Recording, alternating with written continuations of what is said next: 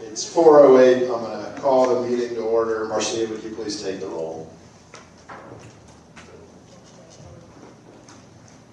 Nikita Anderson. Amala Bauer. Here. Erlene Dotson. Here. Terry England. Marcia Futel is here. Anthony Hobson. Here. Michelle Hopkins. Here. Jaleesa Hutchins. Michael Cameron. Here. Ross Meyer. Here. Christy Phillips. She is en route, just in text. Okay. Laura Sandrigat. Here. And Sally Westheimer. Here. Thank you. Looks like we have a quorum. Chair. All right. Let me know when you want to say something. Close up. Big conversation. God, microphone. Understood. All right, I think I messed this up last time, so trying to get better at this. We're going to review and approve the minutes from September 19th. Does anyone have any suggested changes to those? Hearing none, is there a motion we approve them? Laura, is there a second? Second. Erlene, I saw you first. All in favor of approving the minutes from September 19th, please say aye. Aye. All opposed, nay. Okay, the minutes from September 19th are approved. Thank you. Next, we're going to move into the mission moment. Shara, I'll turn that over to you for introductions. Thank you so much. We are pleased to have our team from CoStars joining us to talk about K-Spark. Carolyn and Maria will be joining us. If you all remember, this is one of the initiatives we did with a little bit of our carryover funds, specifically when we looked at how to address making sure that we address the social emotional learning and other challenges for children that may be struggling to be ready for kindergarten after preschool. They did participate and submitted a proposal for pitch night. And so we were very pleased to be able to move forward with this pilot project, and it is our mission moment for October. So welcome, Carolyn and Maria. Thanks, Shara. So my name is Carolyn Brinkman. I am the Vice President of Early Childhood and School Age Services with CoStars. If you don't know who we are, CoStars is a division of Best Point Education and Behavioral Health, and CoStars is our early childhood services brand. When I say we're CoStars, sometimes people think, what is a CoStars? So to be clear, CoStars is about ensuring that our youngest children are positioned to be the stars that they're meant to be. So we collaborate heavily with families, schools, and other community partners to ensure that young children have everything they need for that great, healthy start. So you can see that a little bit in our promise statement. So we were really excited to pitch K-Spark to Cincy Preschool Promise. We are a early care and education provider as well, so we have been a CPP partner since the onset, so we very much value the partnership and know the difference that it makes for so many of the children we're able to provide high quality care for. But K-Spark takes things a little differently. Coming out of the pandemic as a provider, we were clearly seeing that a lot of our 2-, 3-, and 4-year-olds were behind. They were really struggling with literacy and vocabulary and math skills, and certainly with social emotional as well. So when pitch night came up, we had an idea about thinking about how do we cobble together some services that we'd already been providing in the community and provide those to Cincy Preschool Promise providers as a means to really make sure those little ones had everything they needed prior to stepping into the door at kindergarten. So you can see some of the goals we had for K-Spark related to accelerating children's learning, really addressing any deficits or needs that they had. So our overall goal was really to take a look at CPP providers who wanted to partner with us. We were focusing primarily on those 4-year-olds. So we were looking at who are the 4-year-olds within 9 months who are expected to step into kindergarten and be ready to learn, and what do we need to do to bring them up alongside other children. So what we did was combined some services that we had already been practicing in the community, some existing best practices. So obviously partnering with Cincy Preschool Promise providers was a big part of this, and finding those providers who wanted to be a part of this initiative. Our SPARK home visiting, which SPARK stands for Supporting Partnerships to Assure Ready Kids, is an evidence-based partnership out of Spark, Ohio, from Kent State, which really looks at 3 to 5-year-olds. We have been doing that service in the region for, oh my goodness, over the past 10 years. It's really an exciting initiative. A lot of the children that we work with through Spark Home Visiting are already showing some developmental concerns. So maybe social emotional, maybe speech. What we do with Spark is we step in and work specifically with the family. We look at the child. We do a lot of early childhood assessments to understand specifically where that child's deficits and gaps are, and develop an individualized learning plan to accelerate the learning. Results from Spark, what we have seen, even children that are showing those developmental concerns, 80% of children who participate in Spark show up ready. So they pass that initial kindergarten readiness assessment.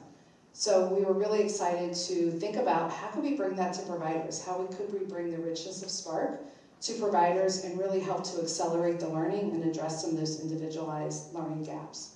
Our Spark partnership has great partners with other community partners as well, like UC Speech, the Resilient Children and Families Program, and those services are also available for children. So our goal was to partner with Preschool Promise providers, bring Spark to children that were already working with those providers who were showing that they were not going to be, or they were on a path of concern, that they may not be ready for kindergarten, and bring Spark into them. In addition, we used our Kaleidoscope Play and Learn groups to reach all of our families. So parents with children 0 to 5 could participate in our Kaleidoscope Play and Learn. Play and Learn is a community-based preschool kind of learning fun opportunity. It's set up like a preschool classroom, has a specific learning theme, maybe reading or math, and we bring that into parents and have parents come work alongside their children to pick up those skills, all ultimately ensuring that our kids are ready for school. So my sidekick here, Maria, who is the one who makes the magic happen, is going to tell you all about what happened as we worked with our Cincy Preschool partners over the past year. Thank you. So these are the Cincinnati preschool providers that we worked with last year. We did invite, met with about 21 providers, but these were the 7 that really locked in and had an interest and had the right children that they were serving under CPP funding. So Coffee Daycare is a preschool, home preschool provider, and then the rest were all center-based preschools. And then Westwood Library was our partner for Kaleidoscope Play and Learn. Some of our highlights in Spark, we really worked with the providers to find a day in their week. We would come twice a month. First they would identify children that, like Carolyn was saying, that showed that they would benefit from additional enrichment. And so we were visiting the center twice a month and in a group setting. Usually it was about 4 children to the max. And we would bring lesson plans in that group setting and then send that same lesson plan and storybook back home with the child for them to keep in their home and for their parent to work with them on those, reading that book and a couple little tip cards that we sent in. In addition, we also provided the providers with that same book and the lesson plan so that they can keep that in their own library in their center. And many of the children really were excited when they saw that their book from home was also in their school library. It was a lot of fun. You mentioned Spark Home Visits. Some of our children and families we actually met in the home. So even though they were at the provider, they preferred to meet in the home, which was ideal to have that kind of a setup. So we were giving additional enrichment actually in the home with some of these families. Responsive services, we had about 8 children, I think it was, that were on responsive services. That was UC Speech or connected to some early childhood mental health. The Play and Learn groups were in partnership with the Westwood Library.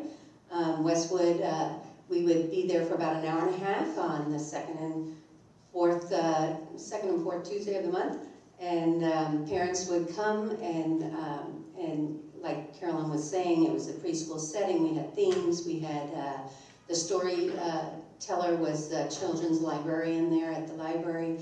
We had resource tables, so if there was any concerns that families were having about their child's development, we could also connect them to their neighborhood or community resources for that. Parent support groups, parent support, we offered a lot of Zoom. We had conferences with parents. They helped us develop their learning plans for their children. So along with their child's teacher and the parent, we kind of got an idea, and using those assessments, that was really important, to find out where the child is at, and then really zero in and bring in enrichment that benefited each child, unique child. We do a transition program for those children going into kindergarten. We call it Great Start. We opened that up to anybody that was connected to the centers, regardless if they were part of this pilot. And we went in, it was an evening family event where we provided childcare, and it was focusing on those first years of entering into the school system. So what is their routines like? What's the expectation of a parent regarding attendance for their child? Really looking at that long-range goal and how to make that child successful through their school year. And this is my video. This video, I'm going to set it up. This is Felicia working with some of the kids at one of the centers called Toddly Kids.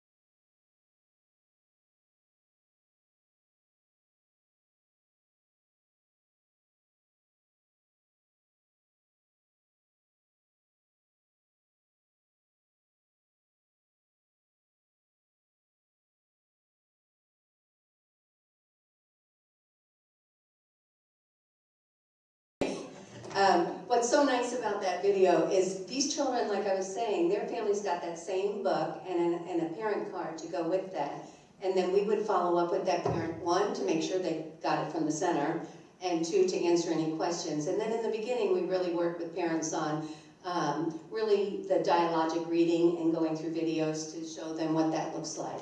So, and of course, we always invited them to come in person so that we can share it with them in person. And then we have a parent that was involved with Toddly Kids in the next, oh, I got the next slide, that's me. So this is Michelle, she's with Michael, just one of the kiddos that just was really struggling socially, and just a lot of frustrations, just staying on task, sitting still. What's unique about Felicia's role at the schools was it's almost like mentoring. She was able to pull this group of children out twice a month and really work with them on specific things. So it was a mentoring program, tutoring, but this mom really liked it because he started, the smaller group size was so nice, and he started learning how to work within a group. And so I reached out to her just a couple of weeks ago and just wanted to know how the first days of kindergarten went, and she was so excited to let us know that he sits still now. And he can listen to some directions. So that alone was enough for us. He's now enrolled at Westwood Elementary School, and she's a lot of fun. So then we have, there we go. These are some of our impacts. We have 30 children that receive the actual Spark curriculum. Okay, so the lesson plans, like I said, the parent can replicate the activities in the home. These are some of our outcomes. We're really proud of our outcomes. The screenings that we used were ages and stages, social emotional. We use the PENS-B, which is the preschool early numeracy screener, and then we also use the Get Ready to Read. These tools all let us develop that individual learning plan. And these are our outcomes. Here we work with 69 unduplicated children representing 42 families participated in the Play and Learn groups. That's the Kaleidoscope Play and Learn. 12 parents went on to kindergarten, did a kindergarten transition plan. And the Great Start, that's a transition to kindergarten evening that we hosted. 29 parents participated in that. And then this is some of the comments that the providers gave us on a survey that we asked them to give us some feedback. What's next? Oh, and this is open for questions and answers about our program. Does anyone have any questions? Yes, thank you. Carolyn? Hi, how are you? I'm good. We'll use the microphone. Oh, so we sorry, can guys, you as take well. Out of the 12 parents that transitioned to kindergarten, was it because those students were ready, or because they were the only ones that, out of the 62 or 46? Those were out of the 30 that went on to the, for the first day of kindergarten. Okay. So they were 2023 cohort for kindergarten. Okay. Yeah, so the 30 that were in Spark Okay. had the plans done. All right. We are still working with 13 children Okay. because they did come in at the 3-year-old level. And so instead of, although the pilot is kind of ending, we still carry them and we still visit the center, and the work is still continuing today. Thank you. Hi, this is Berlin. Did any of the children go on to kindergarten with an IEP? I'd have to check that. I'm sure they did. I'd have to double check my numbers. Okay.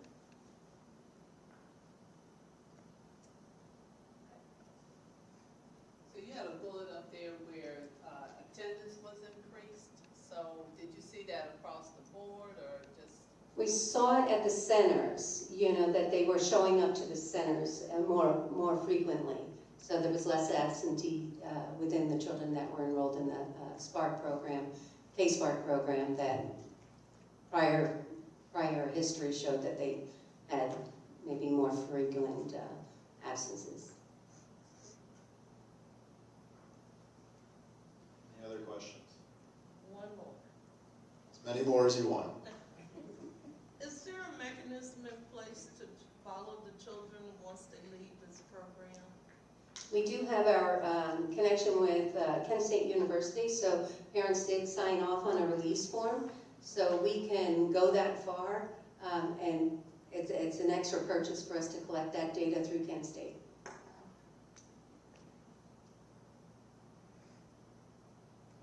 All right, well, thank you both very much. Really appreciate it. Thank you.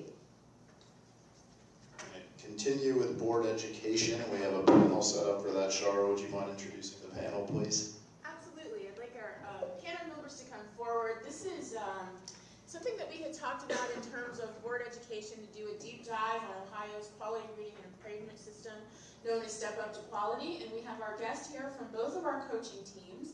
Kim Gins joining us from 4C for Children, Dolores Pennington from Learning Grove, and we are also pleased to have Marchette Riggs-Smith, who is with our provider network, who started out in our quality improvement cohort, has successfully reached 3 stars or higher and moved to our tuition assistance. And this should be an interactive presentation. We invite you to ask questions. We know that some of you as board members have expertise in Step Up to Quality and the work that you have done for a lifetime, and more recently on that. And so I just have a couple of questions that I've asked each of our panelists to kind of address as we talk about this. And the first is, if you could just give us an idea of what is Step Up to Quality, how did we get here in Ohio, and what are the key components? We'll start with you, Kim. Okay, is this, what do I have to do? Is it on? Do you have a light? Press the button. Yeah. Press the button. Okay. Hello, I'm Kim Ginn. I'm Senior Vice President of 4C for Children. And I have actually been at 4C for Children since the pilot was in Hamilton County back in 2005. And I was the Step Up to Quality Coordinator when it went statewide in 2006. Back then it was a 3-star system. And everyone participated. It wasn't just specifically to those that were serving publicly funded childcare that they were focusing on. They wanted everyone to participate.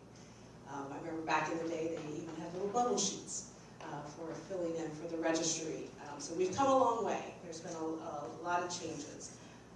Step Up really focuses on 4 learning domains: learning and development, the administrative and leadership practices, staff qualifications and professional development, and family and community partnerships. It is grounded in basic licensing. So that licensing is the foundation. And then Step Up to Quality is above the licensing, the basic health and safety.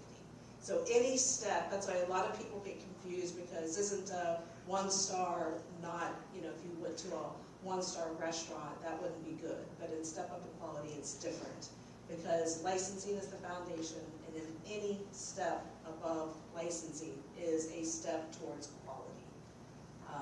So I'll let Dolores knows a lot. We've worked together many years, and so that's kind of just lays the foundation, and I'll let her kind of pick it up from there. So Thanks, Kim. Doris, would you mind also augmenting on what Kim said? Why is quality important? Why do we know in Ohio it's important, and why are those steps important? So when we think about the Step Up to Quality system, each star rating they're kind of like footsteps. Once you hit, like we always say, licensing is basic. The 1-star, we're improving quality, we're on a journey, we're learning about it. The 2-star, we're getting more materials, we're adding, looking at screeners, and we're obtaining things and trying to begin to implement them. When we get to the 3 to 5-star mark, we are implementing all of the domains. We've added all of the additional items, the screenings, assessments, looking at continuous improvement plans, looking at our connection to the community, our connection, looking at our staff. So, and then we have the family engagement piece, where we're actually adding family engagement models. We're doing educational information, family engagement information. We're looking at supporting all the pieces. And so when we think about how we got there, we looked at Ohio. We looked at this area, and it was just recognized we didn't have anything in place that measured quality. So I've been along on the journey for 10 years. And when I think about the why behind it, all children deserve a quality education. When we think about, I work in type A programs, type B center, as well as Catholic schools. All children deserve to have equity in learning. And when I think about diversity, equity, and inclusion, we want everybody to have equal access to quality. Whether you're a type B program, which means that you have 6 children and you're the administrator, or a type A program, you have 12 children, you have staff, or you're a large center. We want all children to have access to quality care. And when we think about this quality care system, it's not just about the child. We are supporting families at learning how to deal with their children. We're connecting them to community resources. We're sharing information with them.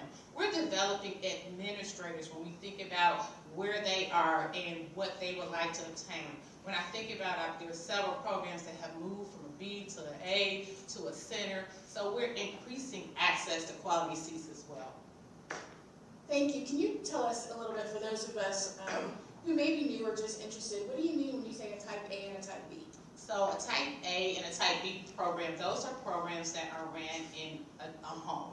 And in those programs, they have to have very similar criteria to centers. They have curriculum, assessment, they set up their home environment for learning. And so some families prefer family child care because the setting is smaller. We call it a home-like setting, but education is happening in the same way it's happening in a center or a parochial school. Thank you for that overview. Now, Marshad, as we turn to you, thank you for being part of our provider network and really leading the way in the work that we do and providing that quality environment that we know is so important.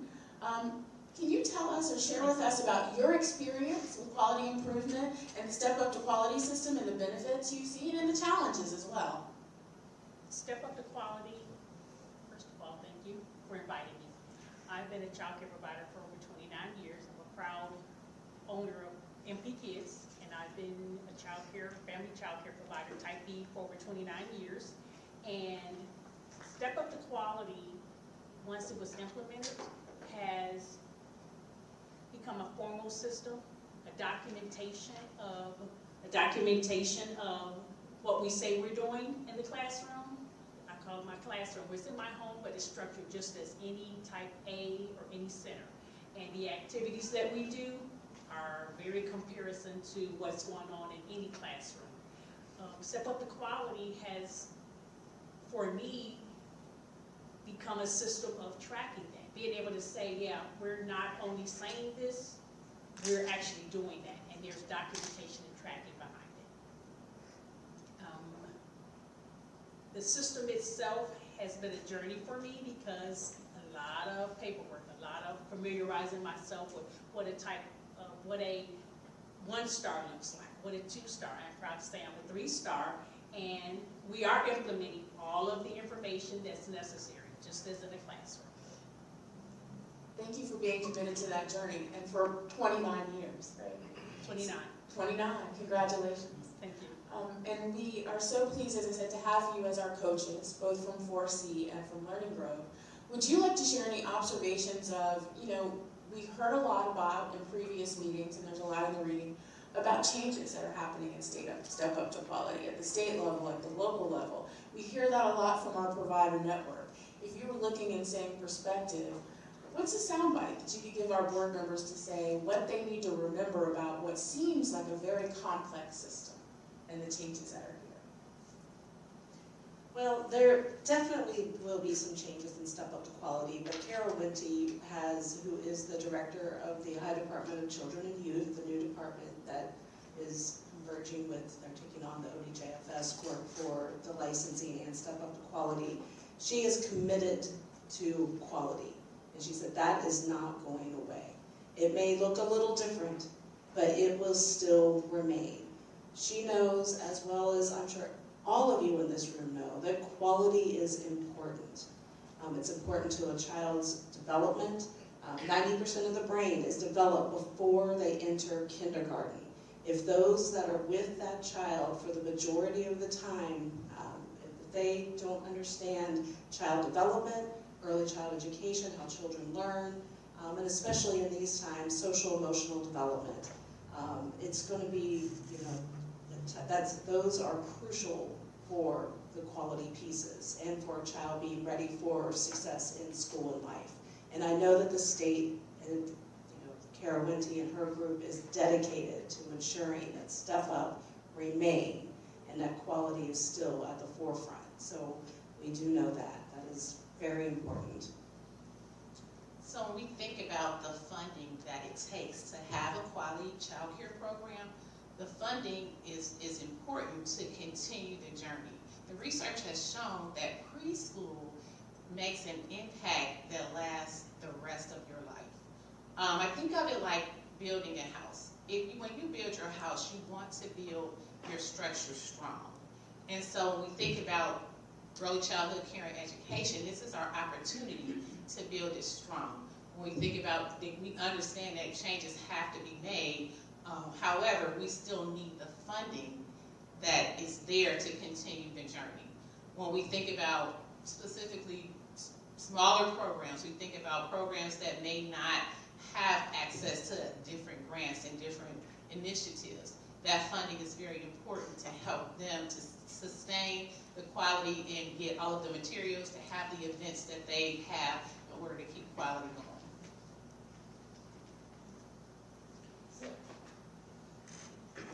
Hi guys, I have a quick question about the coordination of ODE and Step Up to Quality. So the changes in Step Up to Quality, is it applicable across the board in the state of Ohio, or does ODE still have slightly different standards for their Step Up to Quality opposed to ODJFS? No, and currently the Step Up to Quality standards are the same for both ODE and ODJFS. And with the Department of Children and Youth, the public preschools will all be moving under the Ohio Department of Children and Youth, so there will not be ODE and ODJFS, they will just be ODCY, Ohio Department of Children and Youth. So there will still be the same standards, and there will actually be same licensing rules. Yes. So there was a briefing, to follow up on your question, this afternoon at 2 o'clock, that said all of that is starting immediately. The employees that are moving to the Department of Children and Youth have been notified. All of their email addresses are changing, and there is a briefing that will happen once a month that will update us all about what that transition is going to be, but the goal that was set out is the completion of that merger and integration by July of 2024. Exciting times. So I know that this continues to be one of the priorities, one of the 3 pillars on which we build our work, and this board has continued to support investments and growth of our quality improvement initiatives. And so I'd like to open it up to any other questions that you may have about what's happening now, what the future holds for us, anything that you'd like to know, and if we can't answer it in the room, we will certainly get that information for you. I have a question, and hopefully this has not already been answered, but wanting to know, besides funding, what are some of the barriers you face in Step Up to Quality? Teacher turnover. Yes, student turnover, staff qualification. Yeah, and that was an issue prior to the pandemic, and then since the pandemic, it has even grown, worse. I mean, I know Dolores would speak on this as well, that there are many, many programs out there that it's not that they don't have the capacity to serve families, they don't have the staffing to serve families. So they either have classrooms closed, or they have only 1 teacher in a classroom instead of having 2, because there is not enough staff, and then when they find staff, it's not qualified staff, they don't have the education, or they don't have the knowledge of early childhood education, and so it's just a constant turn, because they'll hire them. We all hear the administrator saying, I just want someone that leaves for lunch and comes back. And I'm not kidding. People leave for lunch and they do not come back. Yes. And so then all of that, you've invested that time in, hiring and onboarding, and then they leave. Now you've got to start over. And that's that being addressed, I'm curious. Well, it's being addressed in a lot of ways. I know, 4C for Children, we've started a child care careers program. The United Way is also looking into different ways to help that solution. We've got the Cost of Quality Committee that has been looking into it and talking about different ways to find staff for these programs and to keep them. And then to help, though, kind of what do you do right now? The coaching that we do is one of the most powerful things, because when someone does get a new staff member or there's a new administrator, they need someone there to help them, to help teach them what Step Up is, what quality looks like, how do you talk to children. And yes, in the ideal world, that administrator would be the one doing that, but that administrator is trying to be 3 different people in 3 different classrooms. So having the coaching that we provide helps provide that support that a lot of people need, and plus it builds that confidence in that new staff person, or even the staff person that's been there for a while, helps them on their journey and on their professional development growth. And so, what can you do right now in this very moment? Continue the coaching and the support that we provide, and then we're looking into other alternatives for finding staff, such as child care careers. Thank you. And thanks for all you do. Okay, I know I'm not on the expert panel, but can I just weigh in on that one? I think the other thing that it's really important for us to continue to look at as we see across the workforce is that it's not only investment of capacity like that, but as you know, we also had a pillar for us wages, right? And talking about wages, and that has to be an ongoing investment. And wages is not a transactional thing, right? It is a package that has to be embedded into the system so that when someone comes to work and say, I choose early education as a profession, they know that they're going to be fairly and equitably compensated. They know that they are going to have the benefits and the things that they would have in another profession.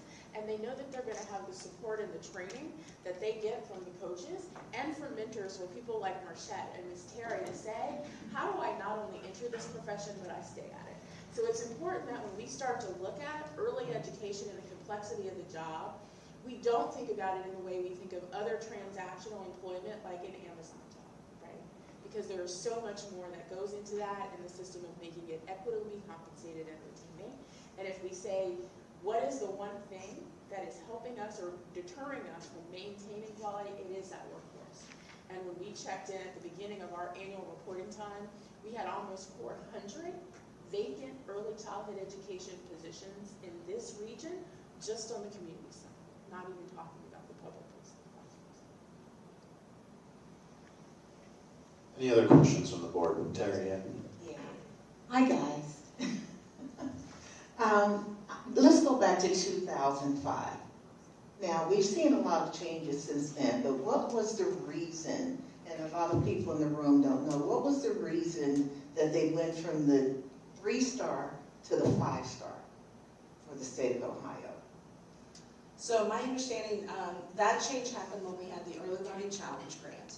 And the Early Learning Challenge Grant brought together the Ohio Department of Education and the Ohio Department of Job and Family Services. Prior to that, only the Ohio Department of Job and Family Services licensed programs were participating in Step Up to Quality.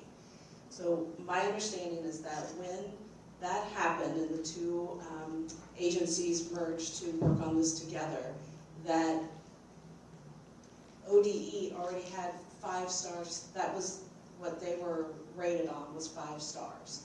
And so they wanted a system that had the 5 stars in it. And so it was revamped to be reflective of the already established system of rating that ODE had. That is my understanding. And that's how we came to a 5-star system instead of the 3-star, which we had started out as in the pilot. And that happened around, it was 2014, I believe, was the Early Learning Challenge Grant. And I know around 2020, it was supposed to be where everyone was supposed to be on board for, Yeah, 2020. especially if you had publicly funded childcare. Yeah, and it was at that time, so you're right, that it actually went into law that by 2020, all programs that had a publicly funded childcare agreement, that they had to be rated, and then there was a timeline for getting us to 2025 where centers in Type A had to be highly rated in order to keep their agreement. But as we know, that all changed. Yes. Yes. It became and everything changed. And I know that, going back to Michelle's question about the workforce, that has been a problem all along, since I was in it in 1983. That was one of the problems. And trying to secure the funds and trying to secure not only the funds, but the relationships with agencies that could really help us. And then when Head Start came along and had that partnership with Early Head Start and Head Start, and that really helped us to kind of up our game and make sure that we were addressing the children's needs and the family needs at the same time. So having partnerships like that really encourage programs, especially small programs. And when I say small programs, I'm like under 50 children for licensing. So, and then coming along with 4Cs, coming to understand that not only are you teaching the community who wanted to have centers, because I was in that class where you taught us how to open a center, but we needed more. So then it was how to keep it open. And then how to secure those particular funds. And then it became a challenge with Step Up to Quality for a lot of the centers because there was a lot of paperwork. A lot of paperwork that goes with it, but it's also that encouragement from the agencies that were available at that time to say, we're here to help you. And so that was, and I want to thank you, for myself, for being there for us and encouraging us to say, yeah, you can do that. Because I remember, Kim, you were like, you can do this, Terry. And I'm like, no, I don't know. It's a lot of work. And then Dolores coming along and say, push that button, girl. You know, so we need to keep that coming. We need to further encourage our providers and their staff, because as a CDA instructor, I hear a lot about the dissatisfaction and the fact that they are not getting paid what they need to get paid. So thank you. I wanted to just add a thought, not so much a question, but what Step Up began to do, we still have work to do, is to demonstrate that community-based child care is early childhood education, and it is in a full-day setting, so it looks different, but I feel like we have had a long battle, and communications battle, we will continue to, with the idea that people think childcare is a custodial service, and if you go to 3 hours at a public school, you're getting education. And I think Step Up to Quality clearly demonstrates, when there are the same standards and have been the same standards since 2014, that what is going on in community-based childcare that is highly rated is equal to high-quality preschool anyplace else. So I think Step Up is a tool to continue to show what's going on with kids in these usually full-day settings where preschool is taking place. And children don't stop learning at noon. Right. Okay. When you think about the diverse needs of our parents, in order for them to go to work, they need the community-based care, because everybody can't fit them on the 9 to 3:15. And so, again, one of my favorite words is the equitable and diverse population. And that's very important.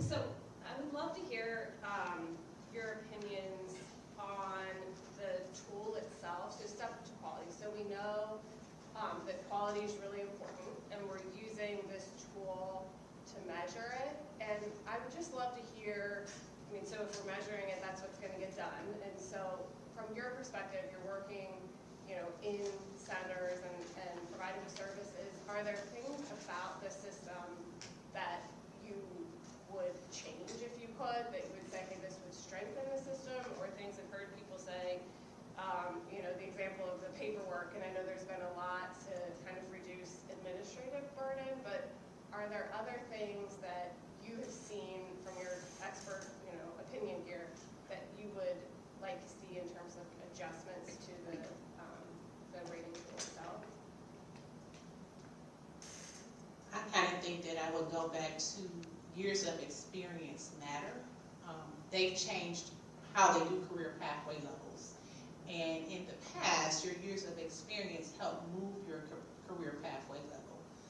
Currently, and then they moved it away from you only could use degrees in education. Well, some people went to college and decided they got a 4-year degree in one thing and decided that they really liked early childhood.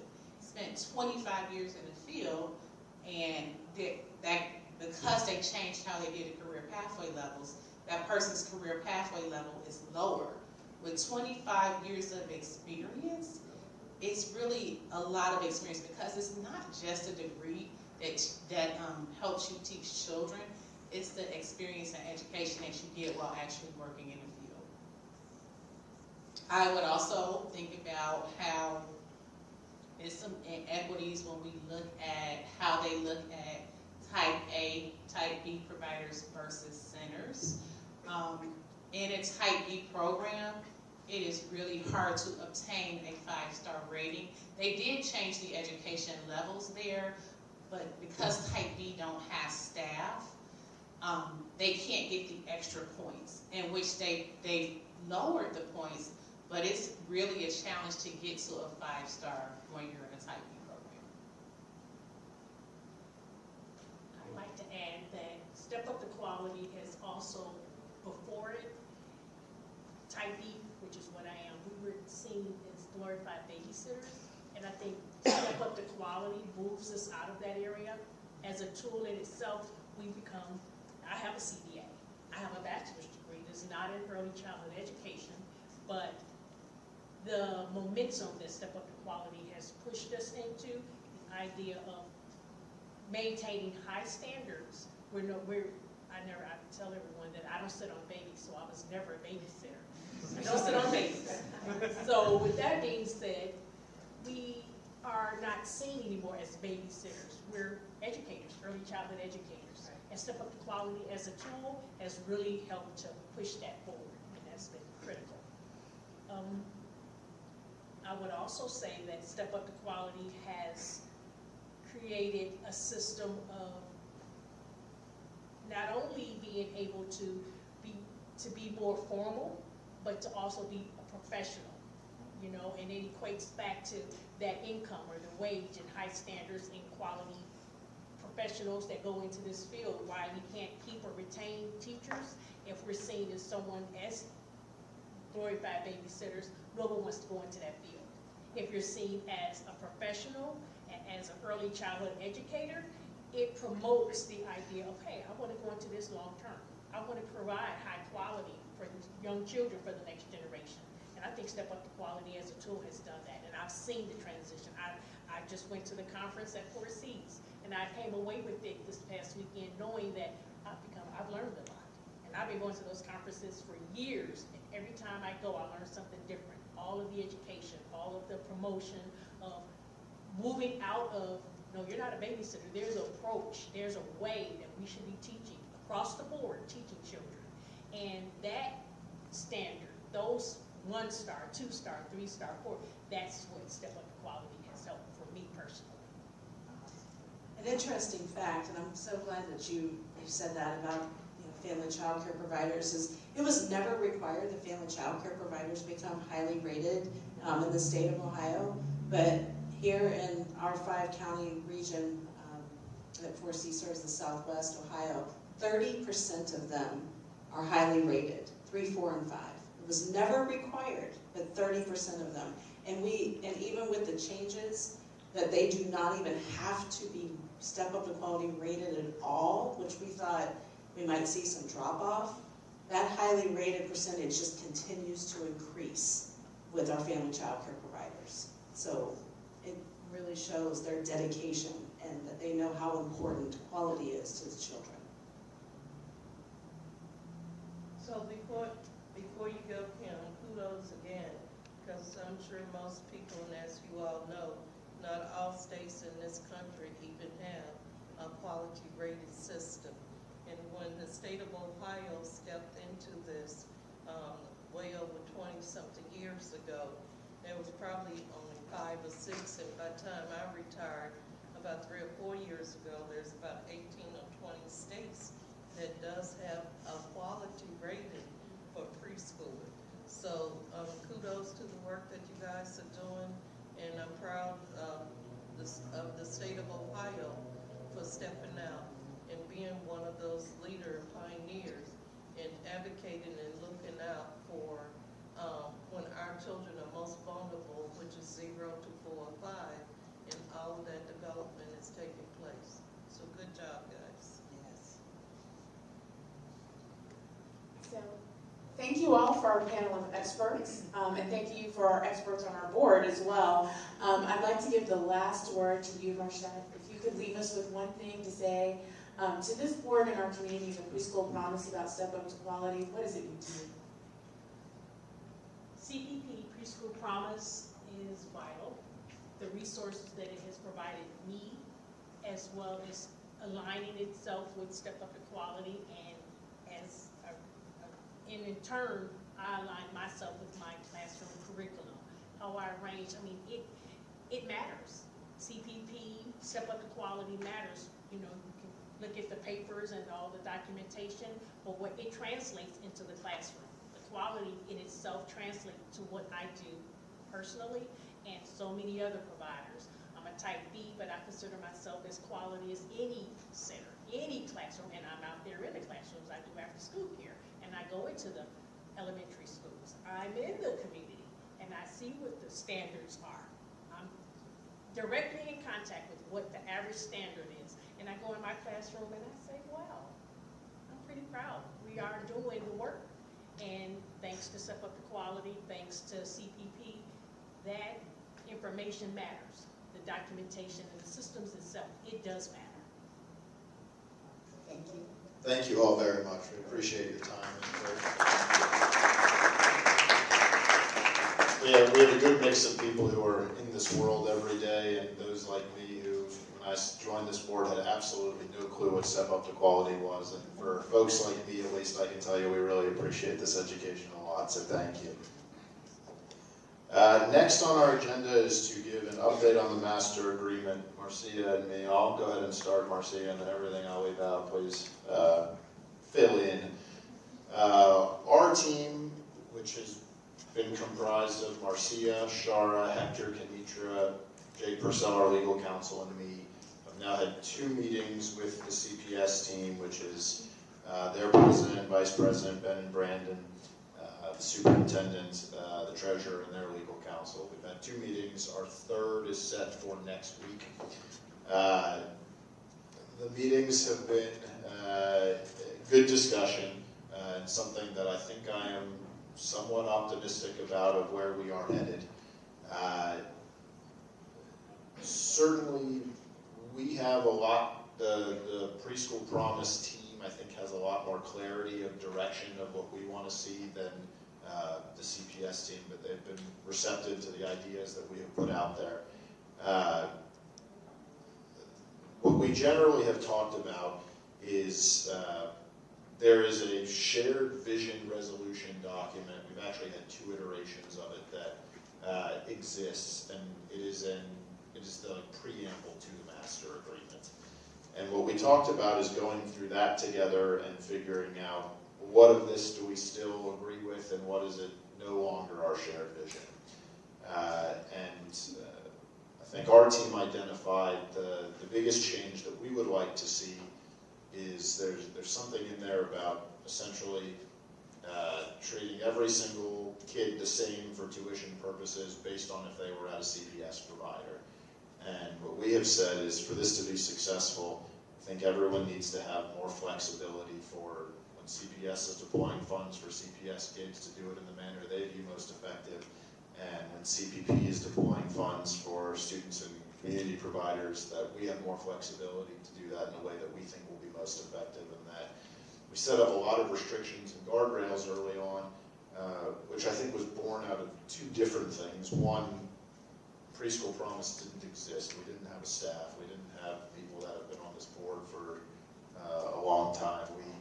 We needed those guardrails, and also a thought that that would be kind of the fairest and most equitable. What I think we have learned is it's actually, it is harmful to equity, in my view, to say people in different systems all have to be funded in a way as if they were in one system, which many of the kids are not. So I would say the biggest fundamental shift that we have requested is that, and some of you may not know this, it's a really interesting thing about the master agreement. The master agreement doesn't call for a split of dollars. There's not a prescribed X% of the levy goes to CPP, X% of the levy goes to CPS. It's all, there are a lot of formulas and just kind of whatever it shakes out to be, it's been, and we've kind of done good planning to make sure we'll have enough money through the cycle of the levy. But we had kind of said that, and there were concerns from CPS, and I think rightful concerns, that continuing in that manner where we kind of say, hey, we want more money this year, next year, would lead to a point where there's only so much levy funds and we got to make sure we have enough to continue to serve the mission through the duration of the levy. So what we volunteered to take a crack at a new master agreement, and with our legal counsel, we worked on a draft which we have circulated to CPS. It is just a first draft. It is not a rewrite of the master agreement. It's not a red line of the master agreement. There are a lot of common language and common themes, but it is actually a new document. The biggest shift being coming up with some predetermined predetermined split of the funds that remain for the duration of the levy, and we have proposed what has been the historical split, which wasn't planned, just kind of what it has been through market forces, having that be the split for the duration of this, rather than kind of having that be a point of contention. allow CPS to have flexibility to best deploy those funds in the manner they see fit, and to allow us to have the flexibility to best deploy those funds in the way that we see fit, with the necessary legal guardrails of proper public purpose and the language of what the levy says for preschool and preschool expansion, quality preschool, those types of things. So we have sent that over to them. I think they're kind of in the process of reviewing that and feeling out what that will look like. In the upcoming week, Marcia and I are meeting with Ben and Brandon. We got to get that finalized, the scheduling. But before our next group meeting, which is a week from today, we're going to meet with them to try to revise the shared vision a little bit, which will mainly be on that point of flexibility. Our legal counsel is working with their legal counsel on making some changes to the draft that we sent over to kind of satisfy his views on what the draft should say. And then we're going to get back together next week and kind of see where this goes. One thing that I'll say that is a good thing, I believe, it was actually on CPS's insistence. We are going to schedule a joint board meeting with CPS, likely the first week of December, in which we intend to call the question on this. The letter that I wrote that you all saw, I said, we need to go quickly, we need to go quickly. And every time we talk about scheduling something with them, they throw out a date, and I ask them if we can do it 2 weeks sooner than that. But we are going to call the question relatively soon, right? 5 or 6 weeks from now. I think our goal is to shortly get to a draft to circulate for everyone.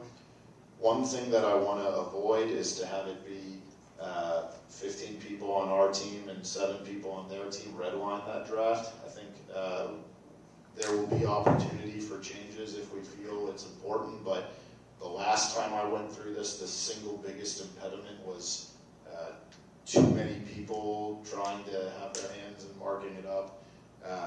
I will tell you, Marcia and I have felt very empowered by kind of the support that you all have expressed for us, and I do believe that we won't come back with anything that you all won't be excited about.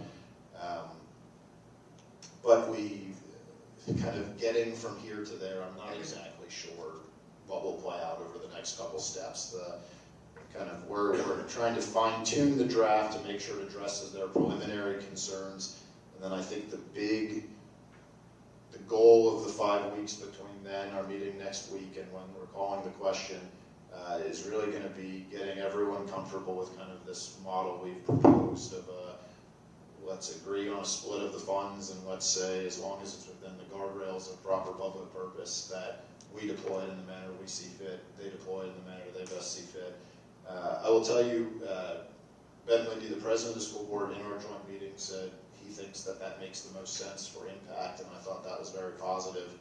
I think among the staff, the superintendent, the treasurer, the legal counsel, we're still kind of waiting on some of the views there of where that will come, and I think we'll get that in the next week or so. But we are going to continue to pursue that, and I think getting us the maximum flexibility within the law to make the best decisions is our team's goal. When this gets a little closer, we'll certainly have drafts for everyone to see, and we'll definitely want more feedback. And we'll also, one thing that I've made kind of clear in these discussions is it doesn't really matter to us whether this gets 4 votes or 7 votes at the CPS board. We need a deal, and we got to get it done. And I'm not interested in making a deal worse to win 7-0 instead of 5-2 or whatever that may be. So we'll get to the call to question. I don't know what the joint meeting will be like or the dynamics. Maybe it will all be easy and everyone have agreed to it really beforehand and we formalize it, or maybe it will be something with more thorough discussion on those types of items. But when we have something more concrete to share, we will. I would say that those of you with relationships with folks on the CPS board certainly feel free to share. You've been a part of this update, and that this kind of agreed split and flexibility for both groups is the model we're exploring. And I would say any encouragement you can do on with relationships there would be helpful as well. What have I missed, Marcia? So I would just add a couple other things. this was the first opportunity I've had to be in a meeting with the board members from CPS, and did not have the experience of the first master agreement, so I think Michael was the only one there, along with probably Jake, I'm not sure. But in any event, it was a couple of observations I had. One is helping them understand that part about equity. And we just even heard it in our panel discussions with our providers that we're not doing this thing apples to apples, that the funding model and the things that we have to be concerned with on our end with our providers, our community providers, it's a little different than what CPS has the flexibility already to do. And so in order to serve our community equitably, we have to have, flexibility is almost a must. It's something that we have to just lay out as a foundational thing, because otherwise we would be doing a disservice to the other half of the partnership. And I think the partnership piece is the piece for me that's important. This is a partnership. It was a partnership when it was conceived, back in 2014. Terry knows when it actually started, but when we all went to vote in 2016, that's what we voted on, was a partnership. And so with that partnership, it has to be out of that lens of equity, and therefore our side of the shop has to have flexibility in order to make that work. And then, the other elephant in the room, probably wasn't a silent elephant, but the other one in the room was CPS has a real concern about their financial picture going into the next couple of years and looking at the next renewal. And they've got a deficit that they have to close. And so that was voiced in the room as well. And the concern was just language and, how do we present this to the citizens who have to vote for this. And we pointed out, we have a track record of success. We have a track record. It's not just a tagline, promises made, promises kept. They were kept, and we have the numbers to show that. And so rather than to look at it from a deficit mindset, which I always struggle with, there's plenty of money. You just have to know where it is. There's plenty of resources. And so rather than look at, well, we only got this much, we need to really look at how much do we really need to continue the good work that we're doing in the community. Now, we didn't have that robust conversation because they weren't really ready for that. But I think what was good, in our CEO explaining some of the nuances as much as we can all digest at the time.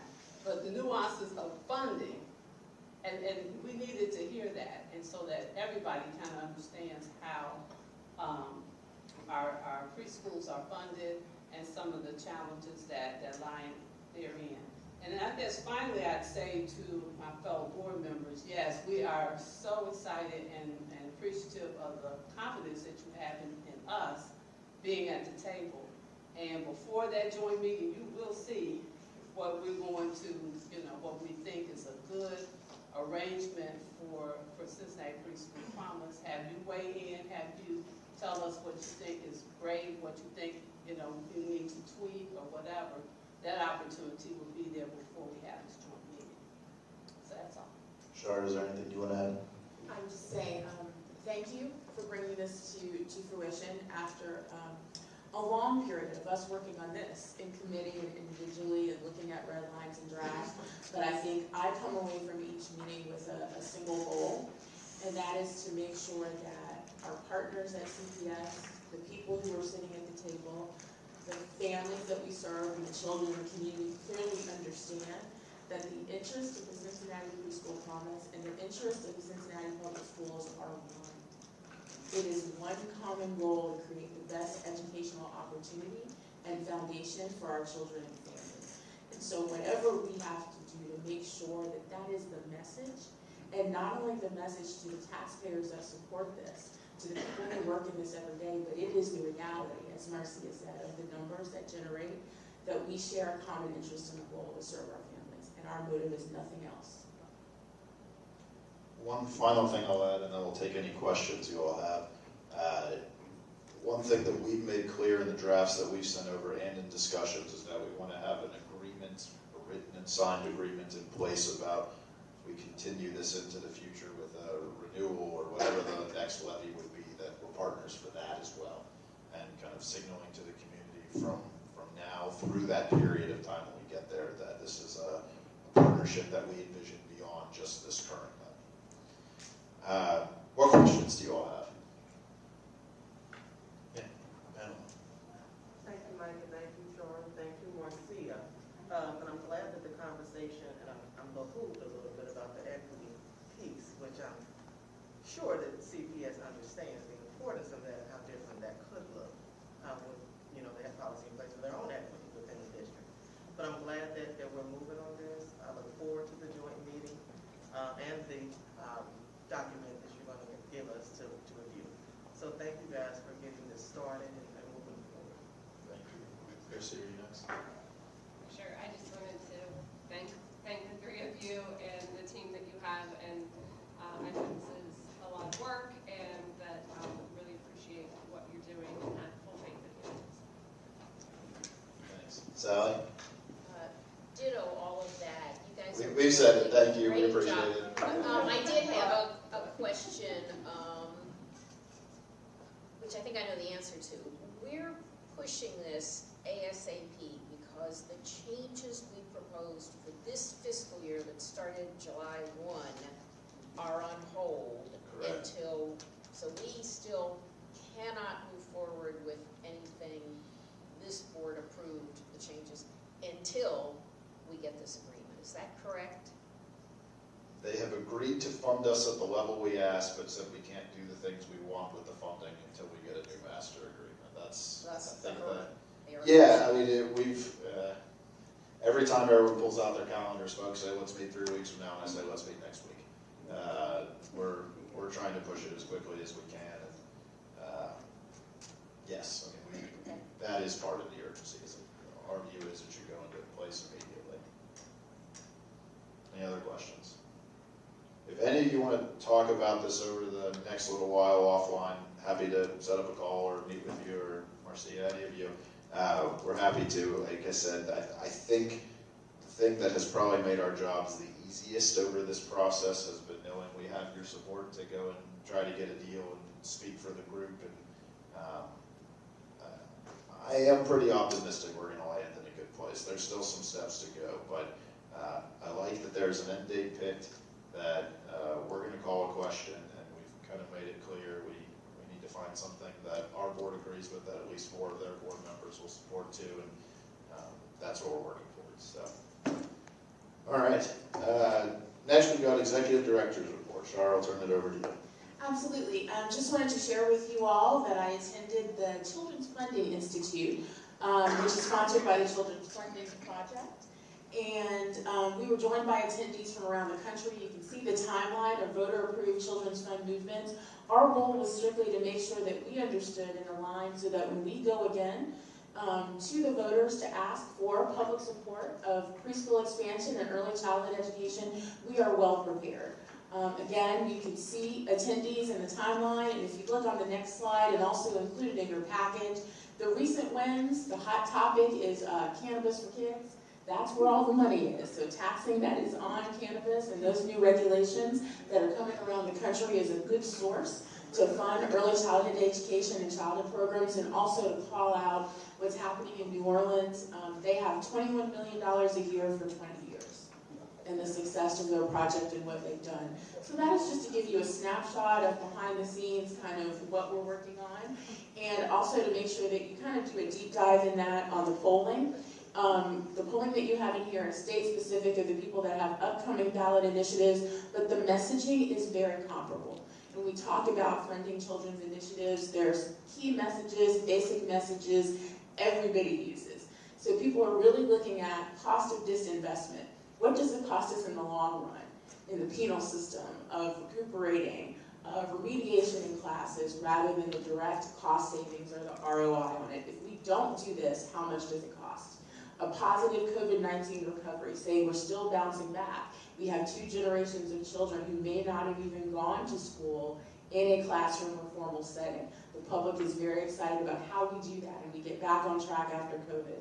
Mental health continues to be a good concern and a strong talking point.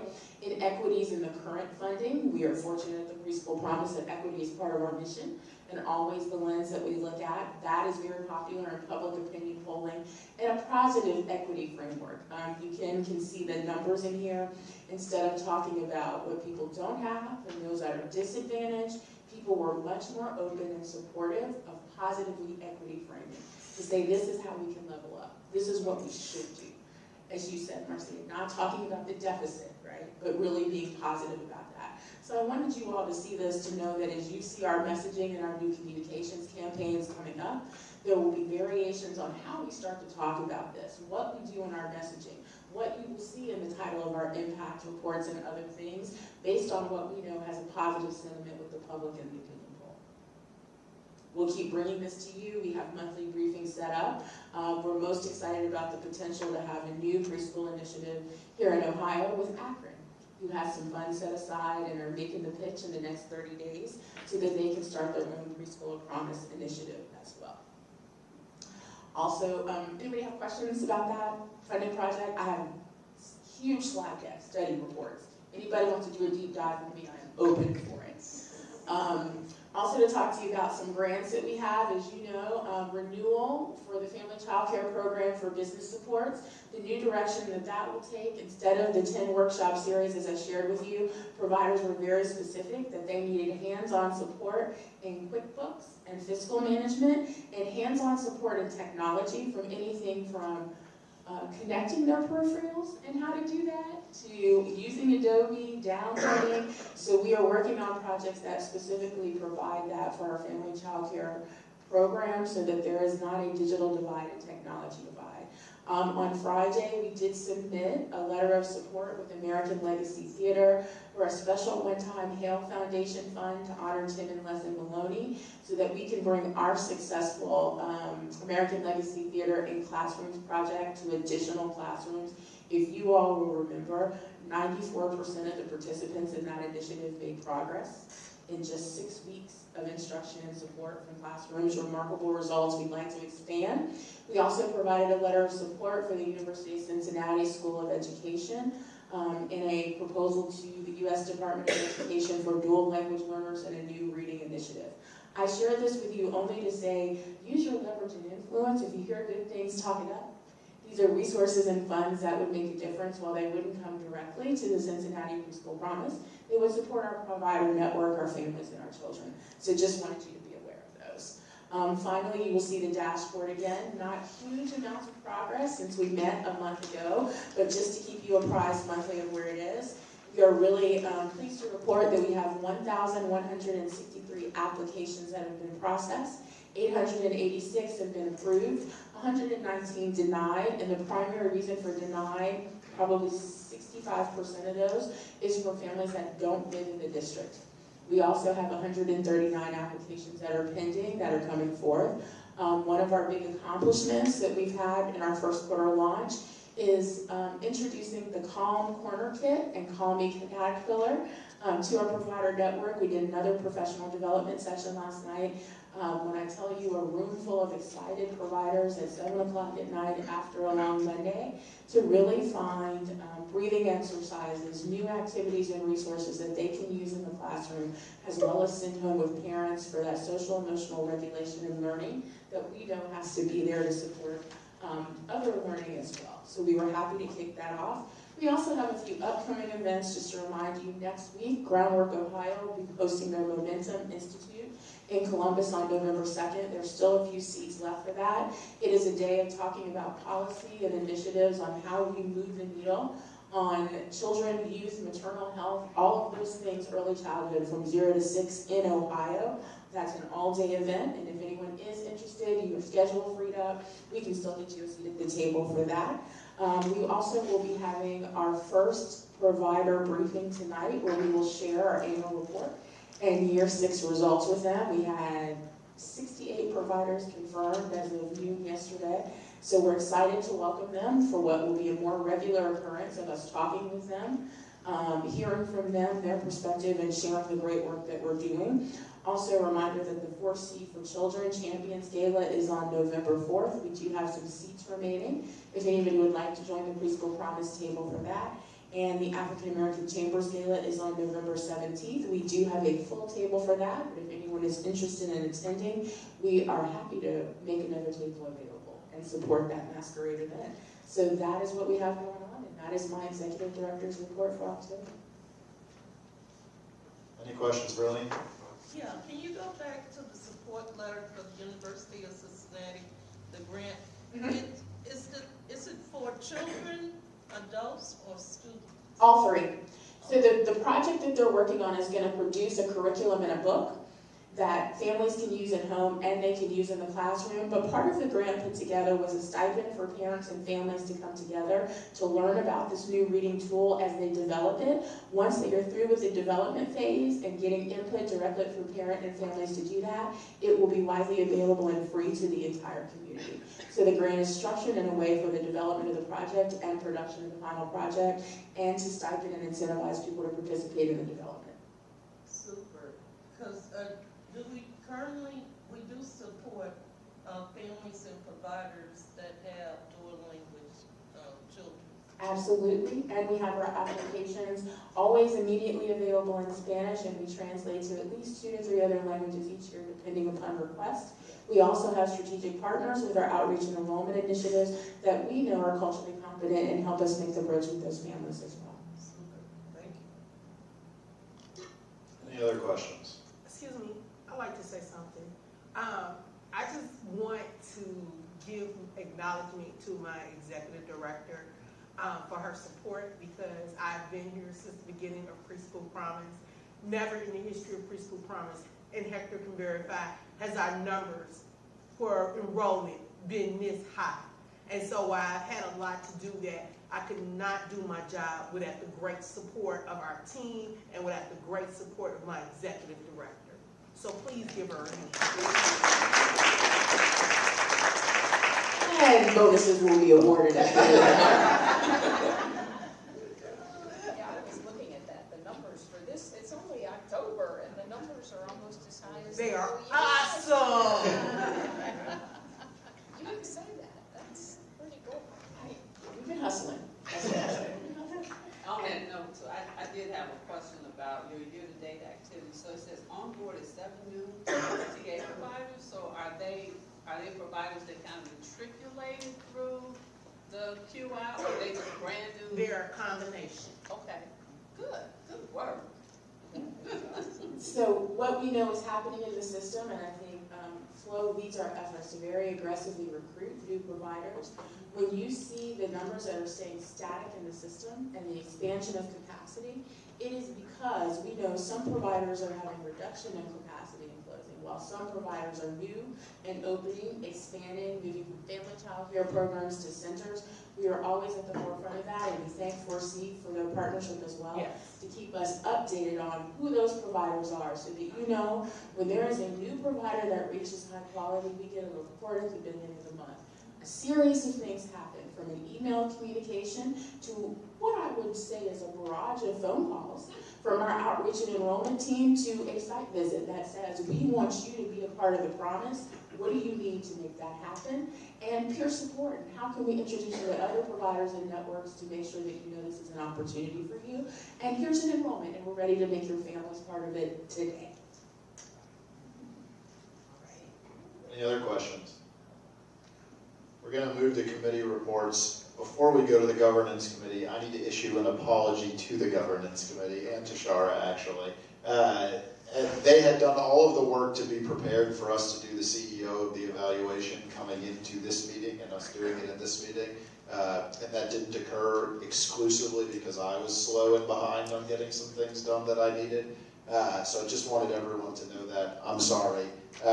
We will do it in the next meeting, which the governance committee chair and Shara have both said was okay. But they had a plan, and if you were wondering in documents of us, we had originally intended to do that in this meeting, and it is because of me that we're delaying a month. So sorry to everyone for that. But Marcia, now go ahead with your report.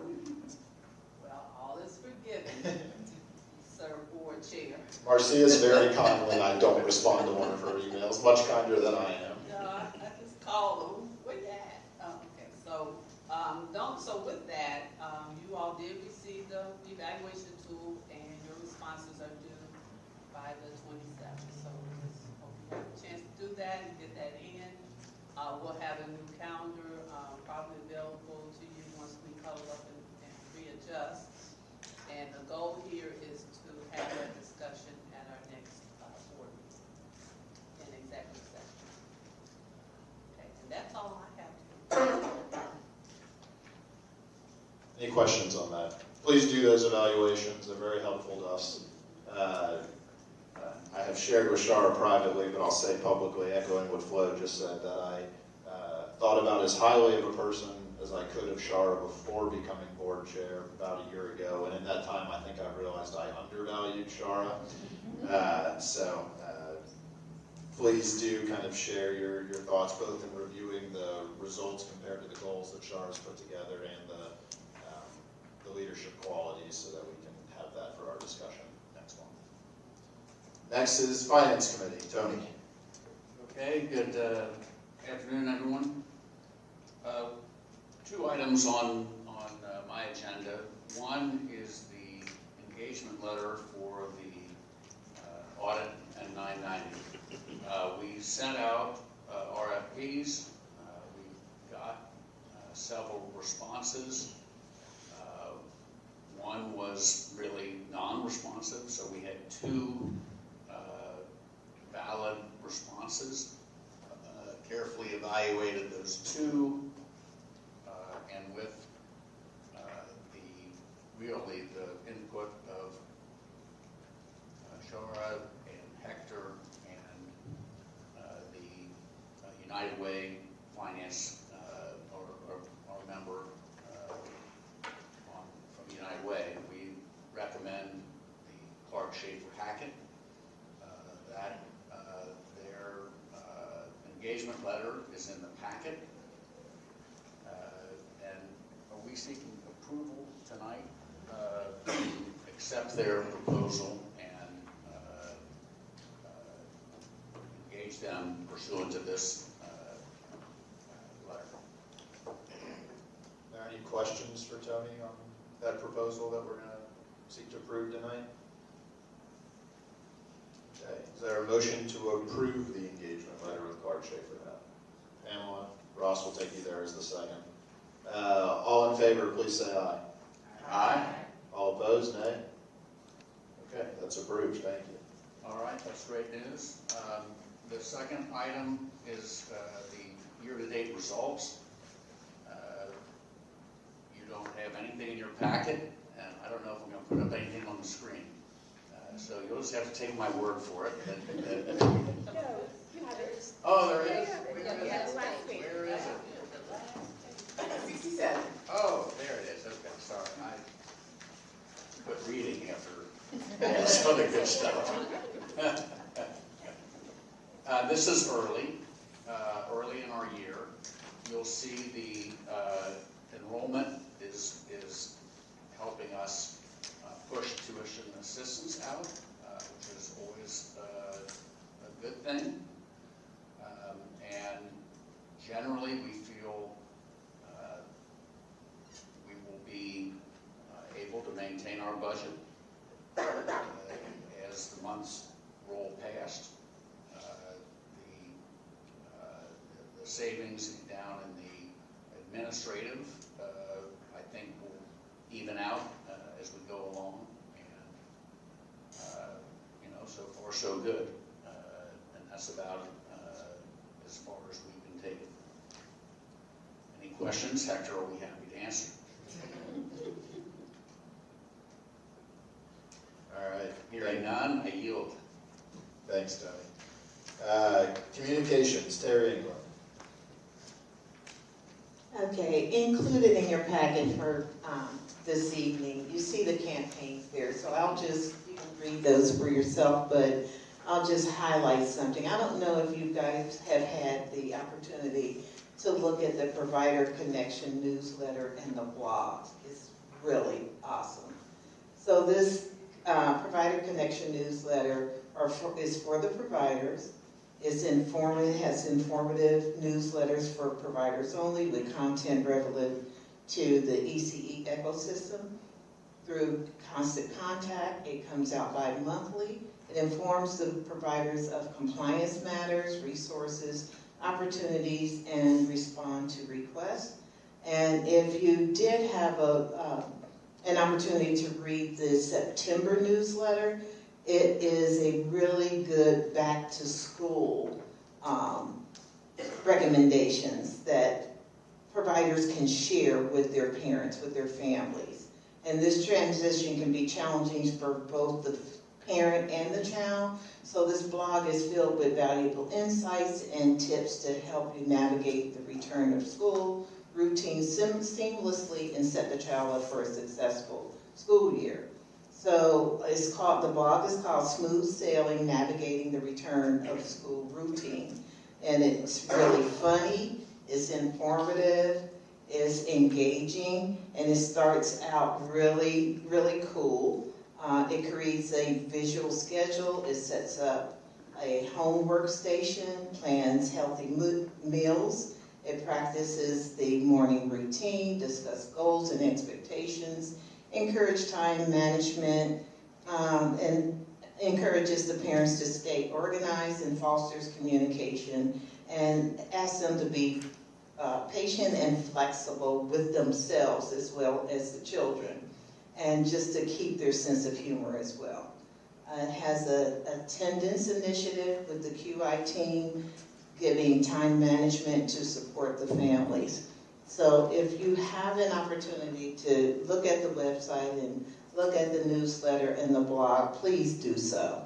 Because this is something that I found really not only entertaining and engaging, but so informative for parents and providers as well, and the general public. Okay. But basically that's it for the Communications Committee. Any questions? Are any of these sent by email or and what, I don't think I'm getting them. How do you sign up? Do you have to go to the website to sign up? Yeah, well, it's on the website as well. I know I got one in my email. I don't know if that was something that was new, but I was able to read it that way and then go back and share some of those facts with the Promise Forward board as well. But yeah, it's there on the website. So we will also add you. The Provider Connection newsletter, you wouldn't get that, right? So it's in the provider segmented group. You would have to go to the website to see that. But the community newsletter, we hope that you're all in the group. If you didn't get our most recent community letter, please let me know. We have 6,300 people in our database. So somebody's getting it. We just never know. But we do update that. And if you go to our website, there is a brand new feature that the first thing that you see is a pop-up is inviting people to sign up and put your correct email address for that newsletter list. So before you navigate off, you should see a pop-up on that website that says join the newsletter now. And if you don't, please let me know because it's not working. Yeah, because the community newsletter is for the public funders and non-network providers. And it gives out the CPP organizational news, the Board of Managers news, the CPP's accomplishment, provider highlights with 3 recommendations or thoughts from the providers, an impact story relevant to current events, CPP plus highlight, accomplished through constant contact or purchased contact list. Okay. And it comes out quarterly, so we have one in January, April, July, and September of this year. And I will add one other feature that we found out from communications this week, that the highest ranking activity that we've had and viewing that we've had has been for our year in review video with our little voice. I think it was almost 6,000 views that we got, which is remarkable for us, driven certainly only by that video. So you will be seeing more of Refined Vision Media. Any other questions for Terry? So the blog we get to from the website, though, right? Okay. Yes. We do because we haven't, we tested it out. We've done 2 rounds. we may start to do an initiative where we send it out in a more strategic way, but the other way that you will get it is we also do a Facebook post when we release that new blog. So that if you see us on Facebook, you follow us on Facebook, the first 2 weeks that it comes out, it'll be here's where it's coming, and here's the link to drive it back to Facebook, to a website traffic. So we'll look at new ways on how we may distribute that, because it's not a good blog if nobody can get to it. And it's really good, really good. All right, last but not least, cost of quality with Sally. Yeah, I was trying to think, did we actually make specific recommendations? We were talking, Michelle raised it, and I think we talk about here a lot, about the staffing crisis. And the cost of quality committee originally formed to talk about wages primarily, now focuses almost entirely at this moment in time on the staffing crisis. And those of us who are not in the field hear from providers, we hear from 4C and their efforts to recruit and some of the successes and some of the challenges. And there are no magic bullets. And our work is primarily around coming to understand it as well as we can and to bat around some strategies. The most interesting is to hear the providers share some of the strategies that they're trying, sometimes with more success than others. It's not like, I've got this idea, everyone should try. So that's really our work right now, is to focus on the staffing shortage. Anything else, Shara, or members?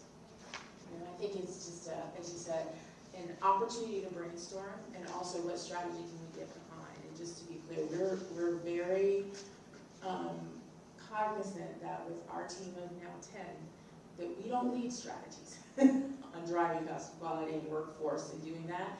We align our goals with the strategies, we bring support where there is, and we cover the gaps when we can.